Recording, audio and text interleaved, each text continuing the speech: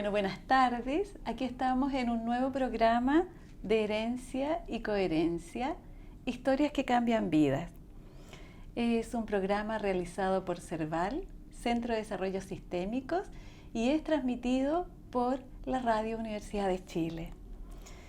Nuestra invitada de hoy, ella es Jimena Vial Lecaros. Es historiadora y magíster en antropología. Además, es docente e investigadora.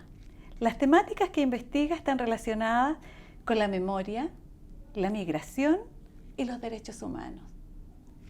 Jimena, gracias por aceptar nuestra invitación. Gracias a ustedes. Es un gusto tenerte en nuestro programa. Muchas gracias. Para mí es un gusto estar acá. Genial. Jimena, lo primero que se me hace figura cuando leo tu reseña es la memoria. ¿Cómo se articula la historia en términos de ser historiadora? Porque la historia me remite a historias oficiales. Entonces, ¿cómo se articula esto de la historia y la memoria? Bueno, yo creo que están tremendamente vinculadas una de la otra, pero son diferentes. ¿Ya? La historia hace uso de la memoria. Por un lado, la historia como la concebimos en el mundo contemporáneo, por lo menos, es aquella que está escrita, aquella que registra los eventos pasados y obviamente se hacen desde un yo presente hacia una imagen o un hecho ya sucedido. Y eso obviamente implica una cadena enorme de, yo le llamo la no neutralidad, ¿verdad? Es decir, todo nuestro yo presente se mezcla con aquello que queremos contar del pasado y son inseparables. Inseparables. ¿Verdad?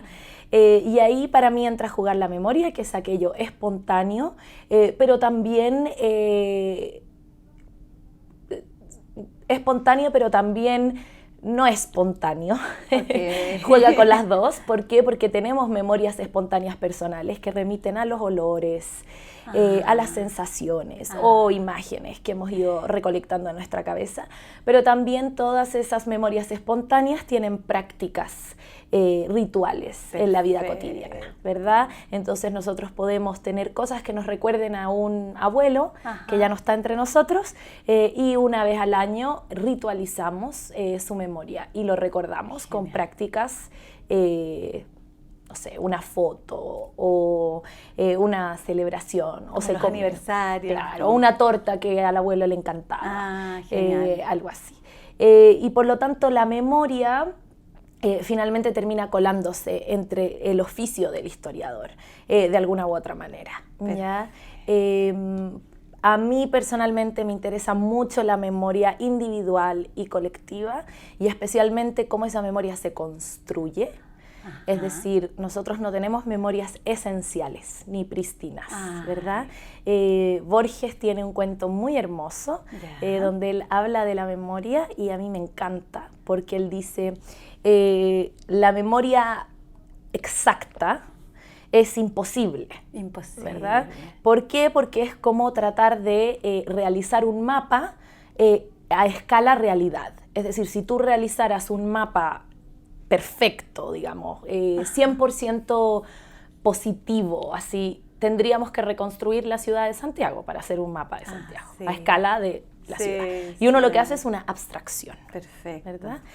La memoria es así, y nosotros vamos tomando recuerdos propios, personales, pero también aquellas fotos que nos mostraron nuestros padres, o un cuento que nos contó la abuela y sin querer lo vamos integrando todo y las transformamos en nuestras, incluso cosas que no hemos vivido. Perfecto. Heredamos memoria, construimos memoria, inventamos memoria, creamos. Sí. Y después todo eso se traspasa cuando escribimos historia, especialmente esa historia que no es tan institucional o tan oficial, porque es lindo registrar esas memorias.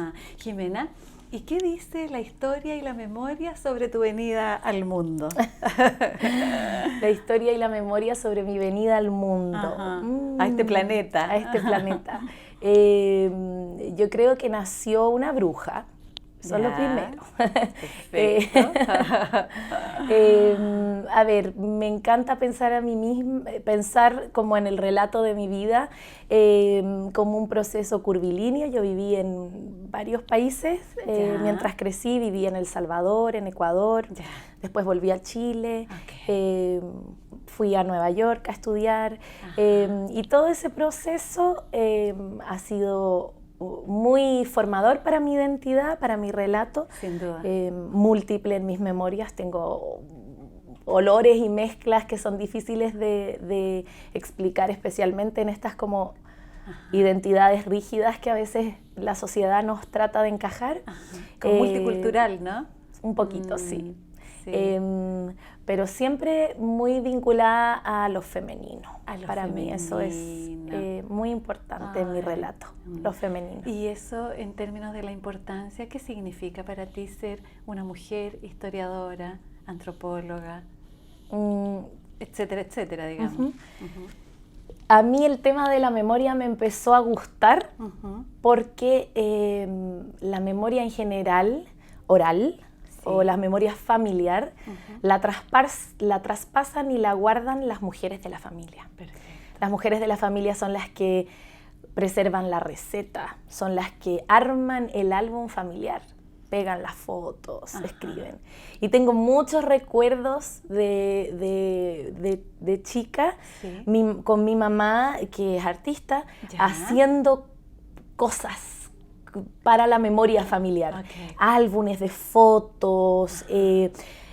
A ella no le gusta cocinar, pero a mí de chica me empezó a gustar la cocina y ella se conseguía las recetas de su abuela y me las pasaba. Toda esa, como ese... Una alquimia. De lo femenino es trascendental para la memoria social. Las mujeres son las grandes guardadoras de la memoria y eso a mí me encanta. Me encanta pensarme a mí misma como una guardadora de la memoria familiar, ¿verdad? A escala menor, pero en general el vínculo femenino me parece que tiene que ver con eso. Genial. Las guardianas de la memoria. Perfecto.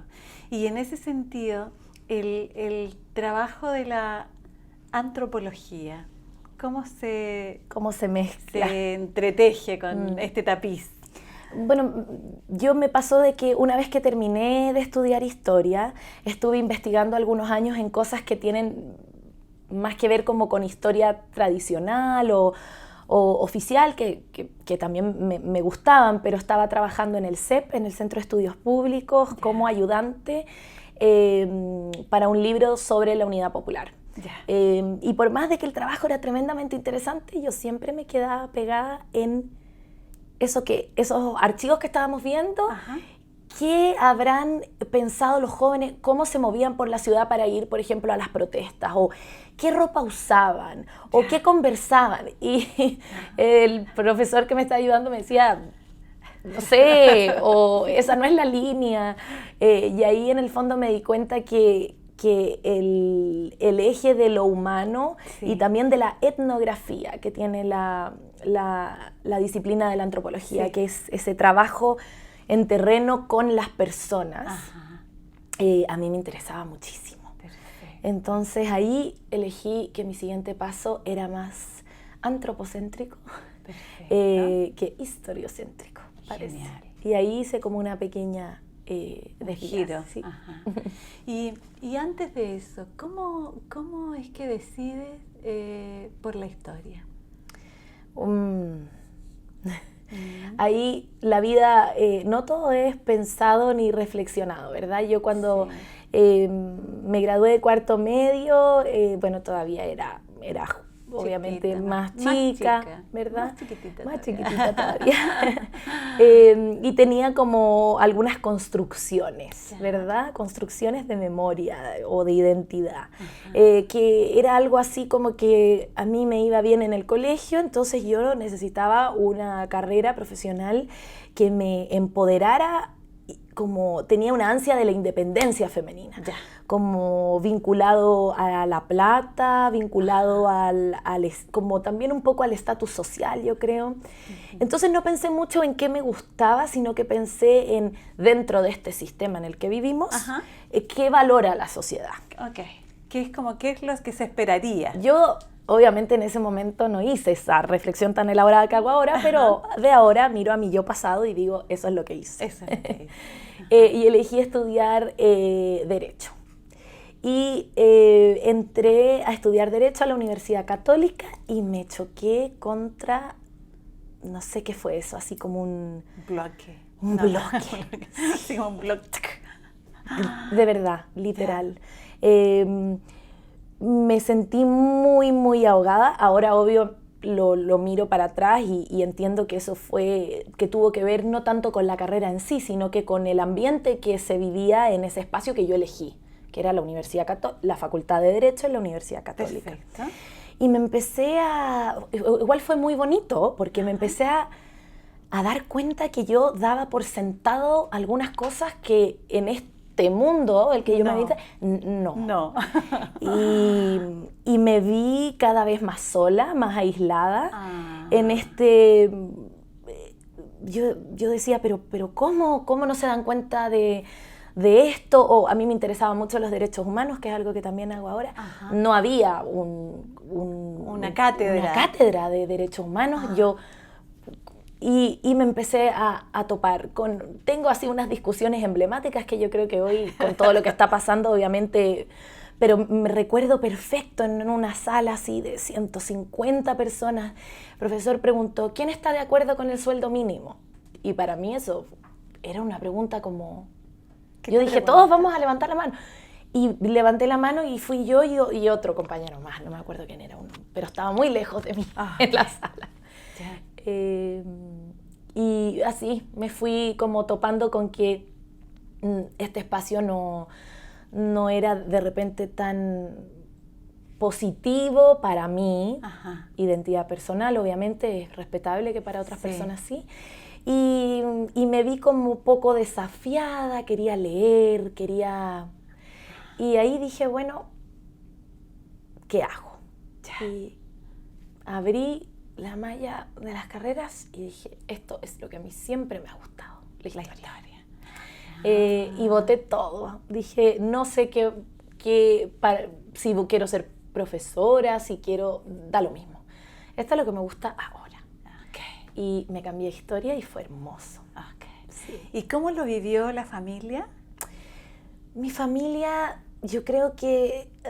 No sé, siento que cuando entré a Derecho lo vieron como la crónica de una muerte anunciada. Ya.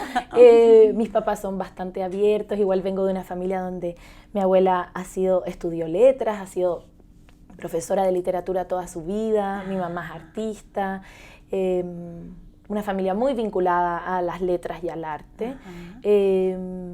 Y de alguna manera fue como... Dale, sigue tu camino. Genial. No, tengo un abuelo que fue abogado que le dio pena, porque él quería que... Materno, paterno. Paterno. Pero después le encantó y a él también le encantaba la historia, pero temas que yo no hago. Jimena, y en esto que tú hablas de mujeres guardianas de la memoria, desde esa mirada, ¿cuál sería el rol de los hombres y los masculinos en el mundo social? Uy, esa es una pregunta tan potente, pero no sé si tengo una respuesta como absoluta. Me he dedicado tanto a pensar en lo femenino que de repente me cuesta pensar en lo masculino. Pero yo creo que no importa el rol, digamos que nuestra sociedad tiene roles asignados, pero creo que esos roles asignados no son esenciales. Sin duda. Digamos, son construidos. Sí. Por ende, sin importar el rol, ¿ya? Creo que los hombres o la masculinidad en general está en un momento... muy épico en la historia. En esos momentos que después, en 300 años más, cuando los historiadores miren para atrás y digan qué estaba pasando con los hombres en este momento, va a ser trascendental. Y es porque la masculinidad está siendo repensada. Ya. Y por eso mi respuesta no es conclusiva. Creo que hay hombres que hoy viven una masculinidad apegada a cánones del pasado. Okay. Que es como bien rígida, bien como... Más rígida, también muy construida dentro de lo patriarcal, los líderes de la familia, de la sociedad, con todo lo negativo, pero también positivo que eso conlleva, ¿verdad? Para una identidad múltiple, que es la masculina. Pero hoy yo creo que todo eso está siendo repensado. Y hay hombres que literalmente están en ese proceso de construcción que también es muy hermoso. Y yo creo que las mujeres lo llevamos haciendo desde hace más tiempo. Repensando lo femenino. Será desde hace ya más podría ser casi unos 80, 90 años que las mujeres ya llevan pensando en la redefinición de lo femenino. Perfecto, sí, perfecto. Y yo quiero preguntarte a propósito de lo que mencionaste hace un rato, las migraciones. Las migraciones. Es como tú dices, yo estuve aquí, estuve allá.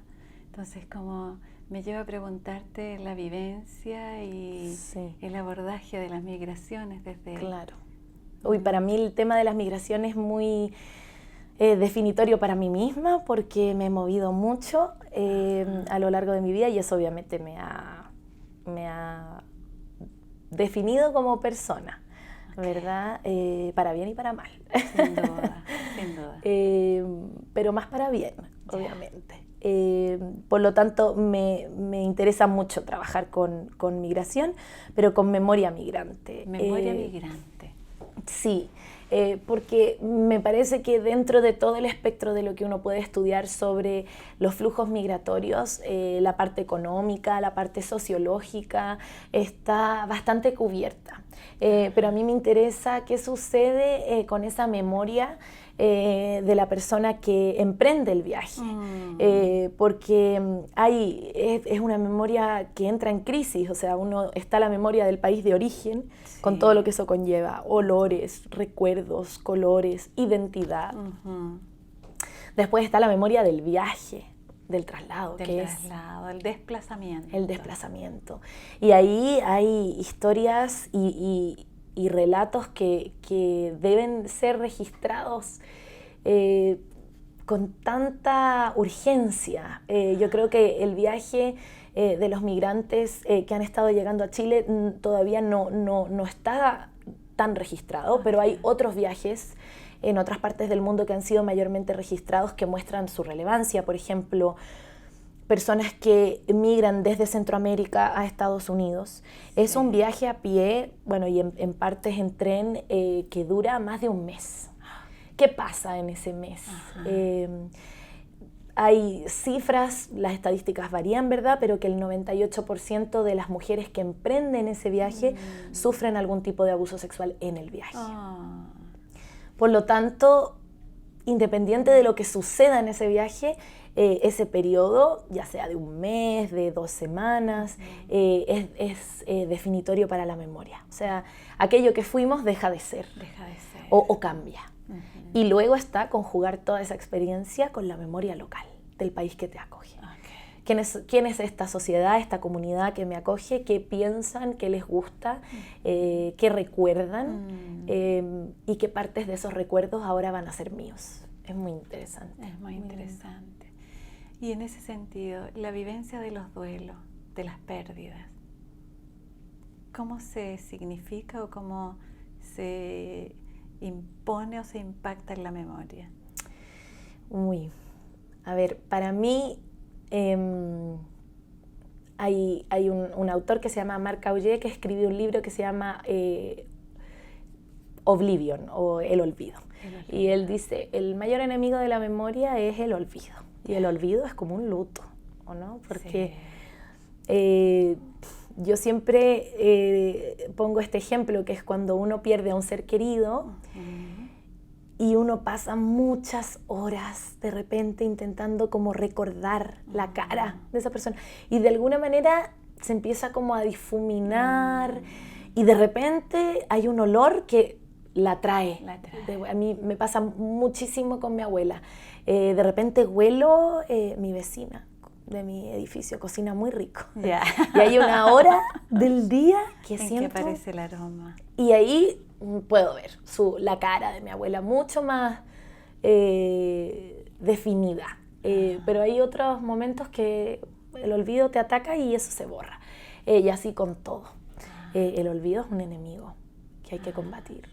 Especialmente para algunas cosas. No podemos combatirlo para todo. Pero claro, en temas de derechos humanos, el olvido hay que combatirlo. Porque al final la memoria es lo que sobrevive al olvido. Eso es todo. Perfecto. Y en ese sentido, ¿qué importancia, Jimena, significan o tienen los ancestros? Los ancestros, otro de mis temas favoritos.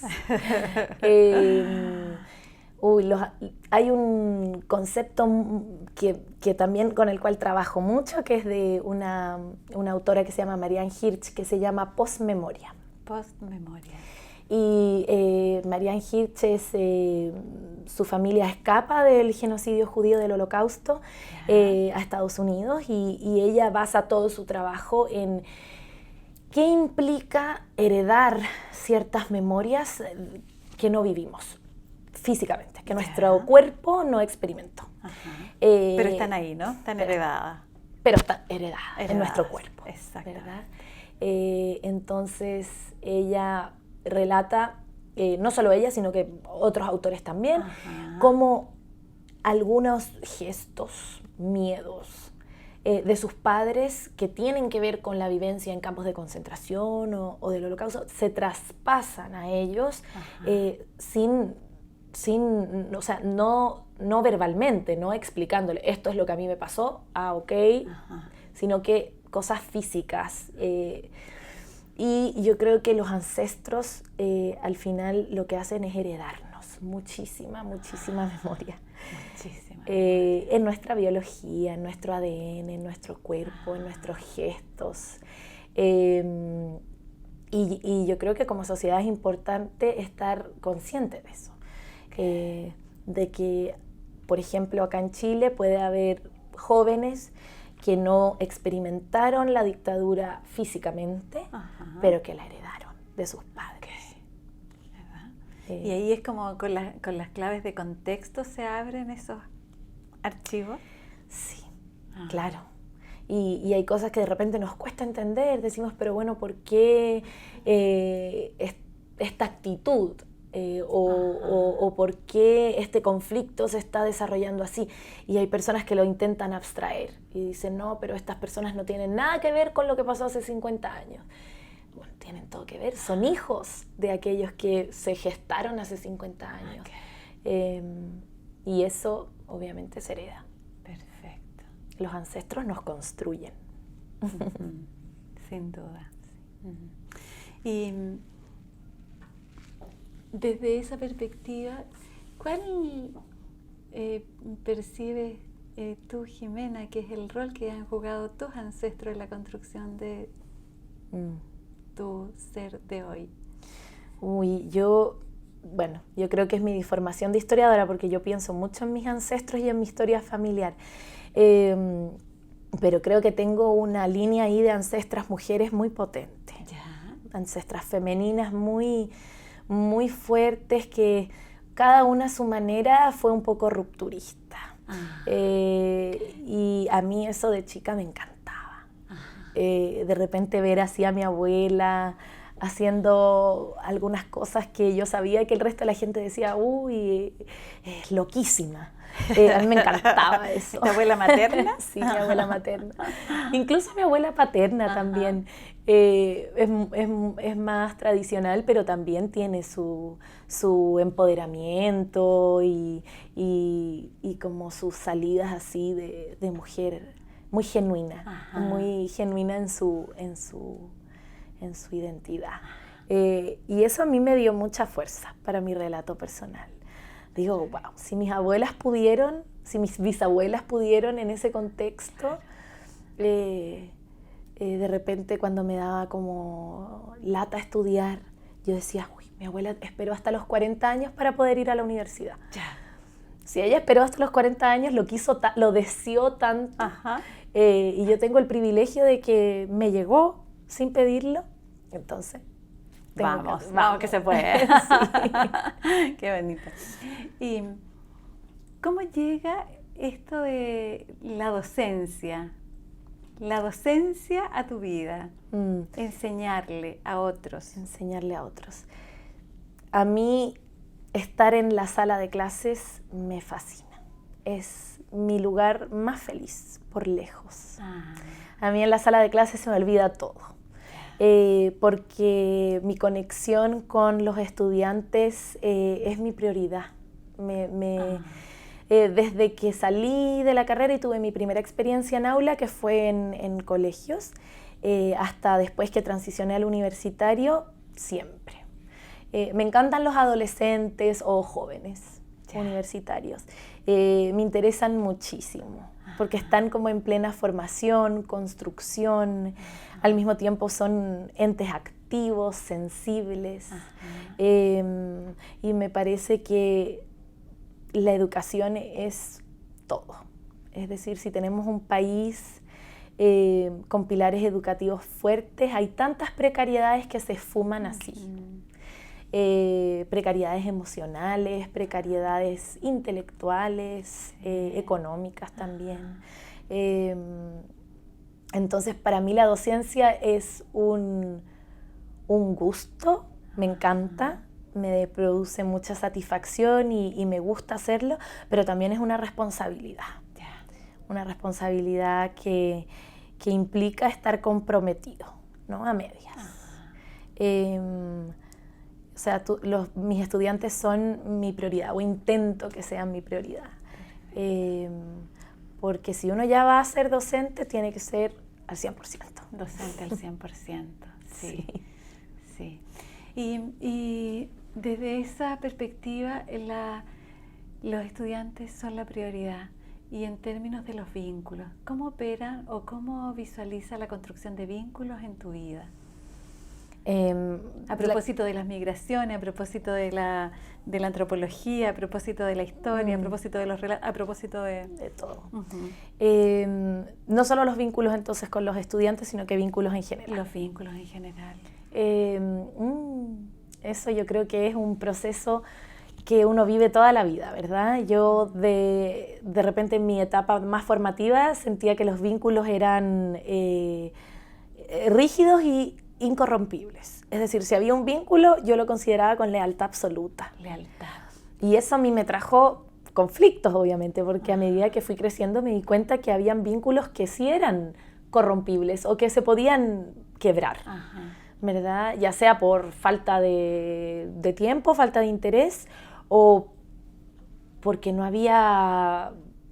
porque esta otra persona y uno no habitaba el mismo espacio. Como la reciprocidad, ¿no? Exacto. Por lo tanto, fue un proceso largo de entender que la lealtad, los vínculos no eran absolutos. No eran absolutos. Y yo creo que hoy veo que los vínculos que quiero preservar, los cuido y los nutro, pero después también hay otros vínculos que hay que soltar. Y cuando soltamos, porque determinamos que nos hacen mal o que no sirven, es muy liberador. Liberador, sí. Pero obviamente cuesta. Sin duda. Cuesta. Bien. Quiero preguntarte, a propósito de la memoria, querría preguntarte por la maternidad. La maternidad. La gestación. He estado pensando mucho en la maternidad yo, últimamente. No solo en mí, como en respecto a mí, sino que como sociedad. Yo creo que la maternidad es algo muy propio de lo femenino, pero al mismo tiempo, al igual que los vínculos, no es absoluto. Es decir, hay mujeres que pueden no gestar físicamente, pero tener vínculos maternales con la humanidad. La humanidad, ¿verdad? Es decir, podemos tener muchos hijos, hijas ficticios en el fondo. Es decir, que es un vínculo que uno construye ya sea con un estudiante o con un amigo o con un sobrino.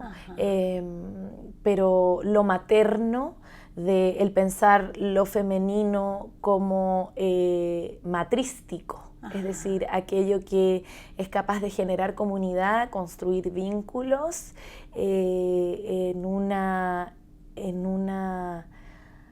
un sistema que no tenemos, por lo tanto es difícil de ver, pero que en algunas sociedades existe, que no implica esta jerarquía tan rígida que tenemos en nuestro sistema patriarcal, sino que es más horizontal. Es muy lindo y yo creo que tiene que ver con la maternidad. En México, sí, en Oaxaca, que es un estado al sur de México, hay muchos pueblos indígenas que son matriarcales. Es decir, su sistema se basa en lo femenino, no en lo masculino. Y es muy interesante ver cómo se gestan esos vínculos y cómo se organizan esas sociedades. Porque yo creo que es diametralmente diferente a una sociedad patriarcal, en términos de jerarquías, de vínculos, de cuidados.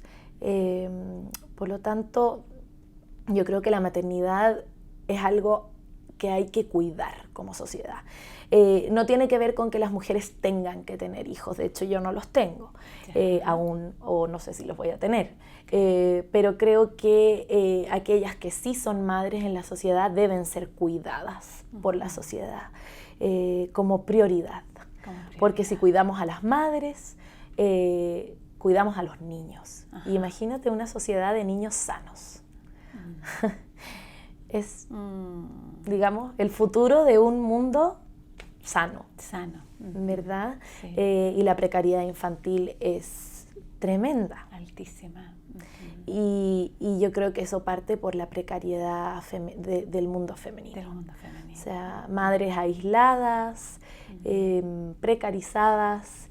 Es una tarea muy dura, yo creo, criar. Y no solo, digamos, criar en el sentido explícito de tener hijos, sino que yo creo que muchas mujeres, incluso aquellas que no tienen hijos, cumplen roles asistencialistas en la sociedad, de cuidadoras, y es una mochila pesada, ¿verdad?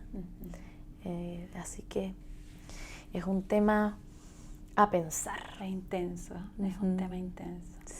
A mí me llama la atención esto de, imagina un mundo donde las madres estuvieran siendo cuidadas y estuvieran sanas. Tendríamos un mundo con niños sanos, que más rato serían adultos sanos, que a su vez cuidarían a sus propias madres y a las madres de otros. Y es como pensar en un ideal, ¿no? Sí. Hoy día es como pensarlo como un ideal. Como un ideal. Ajá. Sí. Y también el concepto de la madre es como tan trascendental y al mismo tiempo tan invisibilizado por la historia. ¿Cierto? De todo pienso en las madres de Mayo, ¿verdad? Las mismas madres chilenas acá que estuvieron tantos años buscando, digamos, a sus hijos, a sus nietos desaparecidos. Aquellas madres que por alguna razón no se vieron tan precarizadas que tuvieron que dejar a sus hijos al sistema y un Estado que cumple un rol maternal con el Sename que se ve completamente fallido. Yo creo que esa es una de las grandes heridas que hoy día lleva. También dañado, ¿no? Como, sí. Los niños son la prioridad. La prioridad. Para la sociedad. Bien. Por ende las madres. Y por ende las madres. Madre e hijo. Y por ende los vínculos. Sí. Y ahí voy a hacer un link con el cuerpo femenino. De más, ¿o no? Es como el cuerpo femenino, el cuerpo y lo femenino. Estaba pensando en la memoria que se aloja en el cuerpo, en las gestaciones de mujeres que pueden gestar o no gestar, pero siguen siendo madres, o mujeres que pueden gestar y no necesariamente serlo, ¿verdad? Exacto. Entonces, ¿cómo se significa? ¿Cómo, Jimena, tú percibes? Yo creo que el cuerpo y la historia del cuerpo es esencial en términos de que el cuerpo físico aloja todo nuestro relato de vida, así como tú decías, aquellas mujeres que gestan, aquellas mujeres que no gestan, los dolores, las mismas aflicciones físicas que soporta el cuerpo, pero al mismo tiempo la belleza de lo que el cuerpo produce y aguanta y crea. Y el cuerpo femenino también ha sido un cuerpo tremendamente abusado, no solo en términos literales, sino que metafóricos, es decir, la cantidad de imágenes que tenemos que de alguna manera violentan nuestros cuerpos y al mismo tiempo lo potente que es esa memoria que se traspasa de madre e hija, de ese rechazo a nuestro cuerpo, que es algo con lo que hay que luchar. Y es difícil, ¿verdad? Sentirnos cómodas, querer nuestro cuerpo sin importar el porte, el tamaño, y valorar que hay cosas que se crean en nuestro cuerpo que son como una especie de inscripción de historia, ¿verdad? Las estrías, las manchas, las pecas. Yo me acuerdo que por muchos años estuve tratando de borrarme las pecas. Ya. Quería así como, no me gustaban. Y me acuerdo que una abuela una vez me dijo, pero si todas las mujeres de nuestra familia tienen pecas, no te las puedes sacar. No te las puedes sacar. No te las puedes sacar. Y algo tan tonto, ¿verdad? A cosas de ahí muchísimo más potentes que tienen que ver con el cuerpo femenino, ¿verdad? Que hay que ser flacas, pero no tan flacas, que hay que tener la cintura, pero aquí, y cómo después traspasamos eso a nuestras hijas, ¿verdad? Independiente, nuevamente. Se literal. Escriben igual como memoria corporal, ¿no? Como memoria traspasable. Exacto. Parte de la herencia. Parte de la herencia. Pero el cuerpo femenino es algo increíble. Increíble. En todo sentido, o sea, incluso yo lo trato de pensar más rupturamente porque el tema de la gestación es un tema más evidente, ¿verdad? Sí. Pero también aquellas mujeres que por siglos se les ha dicho que sus cuerpos son débiles o que sus cuerpos no sirven para el deporte. Y hoy día tenemos unas chiquillas de la selección chilena de fútbol que han probado todo lo contrario, o sea, que son cuerpos que corren, que saltan, que son tremendamente ágiles. Yo también tengo una hermana muy deportista que yo la veo, que siempre está desafiando todos los cánones inscritos respecto a lo que puede o no puede hacer una mujer. Todos los límites. Todos los límites. Entonces le encanta andar en bicicleta y se tira por los cerros para abajo en bicicleta, se cae literalmente, se ha quebrado costillas y le encanta.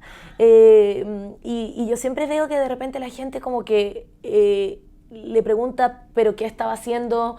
Si es que estaba con alguien, si la estaba acompañando la pareja, No, ella estaba sola, porque le gusta, y de alguna manera yo creo que el cuerpo femenino es un cuerpo, al igual que el masculino, pero es un cuerpo que ha sido más constreñido. Con corsé. Con corsé, esa es una muy buena metáfora.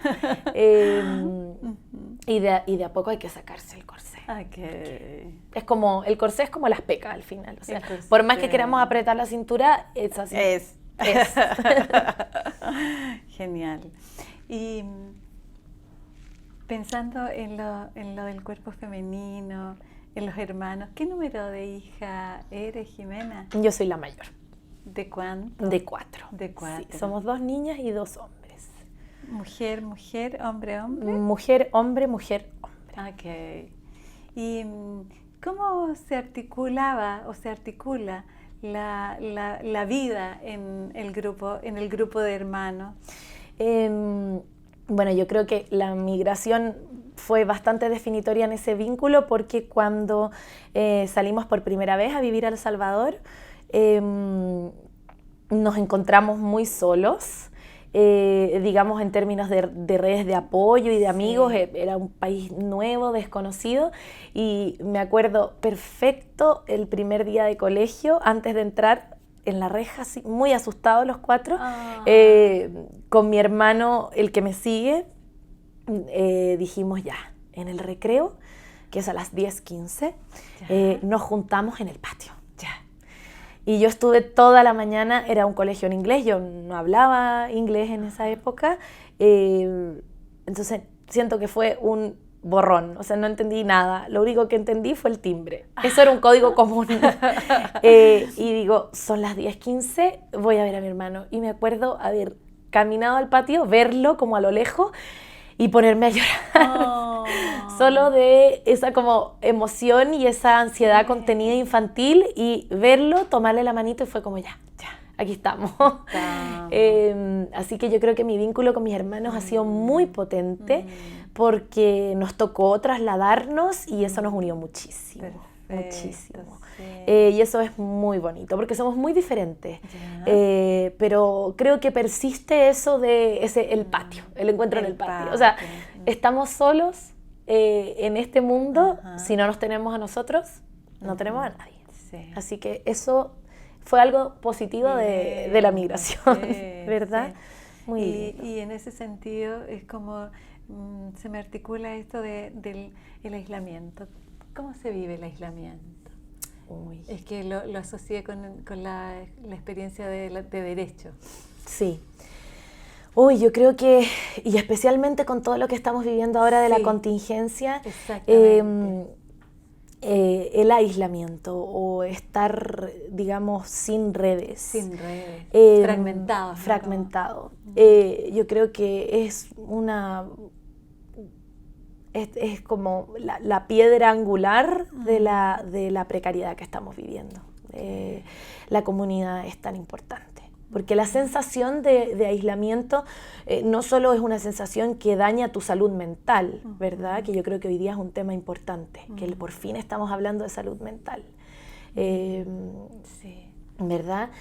Pero no solo daña tu salud mental, sino que también desarticula toda la sociedad, y genera unos vacíos que crean problemas muy graves. Entonces, claro, a manera personal he experimentado momentos en mi vida como todas las personas de aislamiento, pero ahora con todo lo que está pasando, lo veo o lo comprendo de manera más amplia y digo, bueno, vivimos inmersos en una ciudad de 7 millones de personas, una ciudad tremendamente segregada, que de por sí aísla en términos de clase social,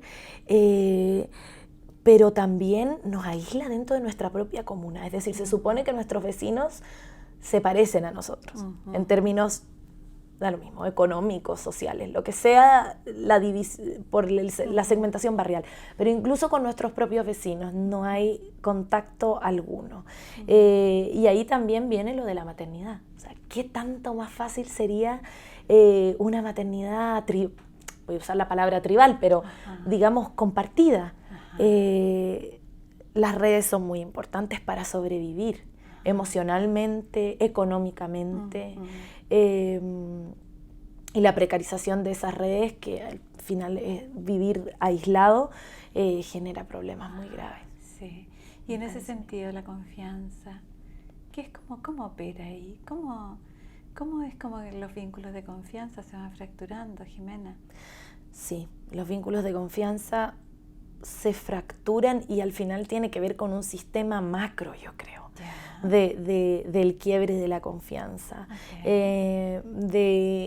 Digamos, el Estado no es un sistema absoluto, ¿verdad? El Estado es un agente moderno. Nace en fines del siglo XVIII, el Estado moderno es nuevo. El Estado moderno es nuevo. Y da lo mismo, ¿no? Como sociedad pactamos que ese era el sistema. Y añadido a eso, el Estado democrático. O sea, es un acuerdo.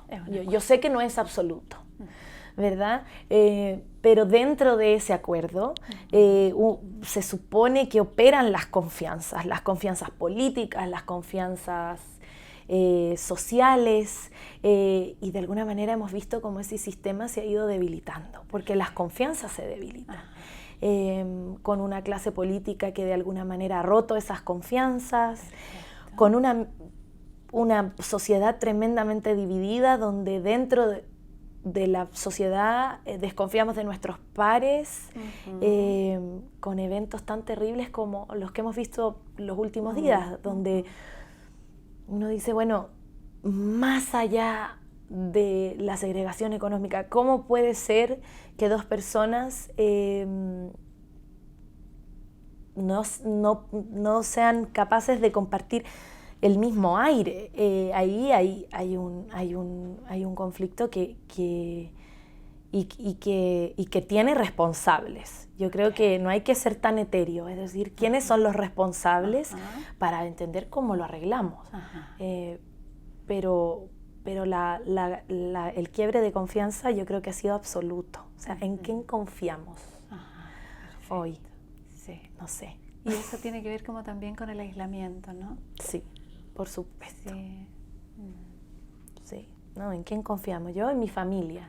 Ya. Pero tengo el privilegio de haber tenido una familia que es confiable. Que es confiable, ¿verdad? Claro. Pero si no... Claro. Y que no necesariamente existen otros niveles, ¿no? No, por supuesto que no. Sí. Y ni siquiera en niveles, es una situación totalmente anecdótica, individual. Cierto. Entonces, al final es como pensar en una sociedad que no sea anecdótica, ¿verdad? Que no se base en solucionar casos anecdóticos, sino que sea transversal. O sea, ¿cómo podemos vivir en comunidad con confianzas y vínculos que persistan? Claro, ¿cómo recuperar la confianza, verdad? Reparando injusticias, yo creo. Okay. Yo creo. Para mí. También a nivel familiar, ¿no? Como si hay una familia que es no confiable, también la injusticia familiar, ¿no? Sí, la injusticia, el tema de la impunidad. Al final, en los estudios de memoria, hay un segmento amplio de personas que se dedican a estudiar eso. ¿Cómo reparar? ¿Cómo reparar? En términos estatales, en procesos históricos que son muy difíciles, que quiebran confianzas, que generan injusticia, violación a los derechos humanos, y eso queda inscrito en la memoria. Sin duda. Por lo tanto, no es fácil de reparar, porque yo le heredo a mis hijos mis desconfianzas, mi clasismo, mi racismo, mi individualismo, eso se hereda. Claro, mi aislamiento. Mi aislamiento, sí. Yo siempre le digo aquí en Chile tenemos más articulada la conversación de clase, mucho más. La de raza no tanto. Entonces es difícil hablar sobre... ¿Y la de género está articulada? Más que la de raza. Okay. Más que la de raza, menos que la de clase. Bueno, toma. Esa es mi jerarquía. Pero la de raza es muy difícil, y aparte, como no está articulada, no tenemos el vocabulario para referirnos. No hay palabras. Entonces yo termino utilizando palabras de la academia anglosajona, digamos, para referirnos a cosas que son locales, que está equivocado, ¿verdad? Pero digo, bueno, es mejor tener la conversación a no tenerla, aunque no tengamos el vocabulario para hacerlo. Y siempre le digo a mis estudiantes, es imposible que nuestra cabeza no tenga racismos. Imposible. Imposible. Perfecto. Porque somos hijos de una sociedad racista y clasista. Lo único, y la lucha para tener hijos mejores o niños sanos, es aprender a detener a toda costa ese ismo que se instala en nuestra cabeza y que no salga para afuera. Perfecto. verdad que se quede... Metabolizarlo. Y es muy difícil, porque si uno empieza a hacer ese ejercicio, uno se da cuenta que a medida que uno habita el espacio de la ciudad, unas 4 o 5 veces al día yo detecto sesgos míos. Que un automático al tiro. Y digo, no, esto que acabo de pensar no se atiene a la realidad, porque no conozco la realidad de lo que acaba de pasar. Eso fue un sesgo. Entonces, entonces es súper importante la autoobservación. Y bueno, estos estudios de memoria al final lo que producen es pensar acerca de cómo reparar países o procesos históricos que generan heridas tremendas. Y que vienen heredadas transgeneracionalmente, ¿no? Imagínense, vivimos en un continente que de alguna manera fue azotado por 300 años de colonialismo. Sí. Que eso tiene que significar una herida ya, per se. O sea, traemos las huellas de los azotes. Pero sin duda. Sin duda, sí. Sin duda. Jimena, estamos como en la hora de cierre y yo querría preguntar por 2 líneas. Querría preguntarte por el amor en tu vida y el tiempo también en tu vida.